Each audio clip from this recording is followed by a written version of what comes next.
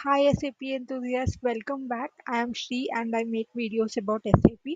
If you vibe with what I say, please do subscribe to the channel SAP Vibes and hit the bell icon for latest updates. So today let's see how to change the custom colors in SAP.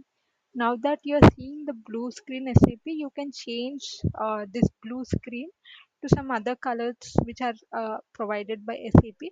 So let's see how do we do that. In order to do that, click on this button called customize layout and go to options. Here you can see there is an option called color settings in the system. So you can select whatever you like. So the options available are gold, green, purple, red and signature default which is like blue color. Let's apply gold, apply and click on OK. You need to log off and log in again in order to see that change. So I just logged off. Now when I log in, you see it's changed as gold already.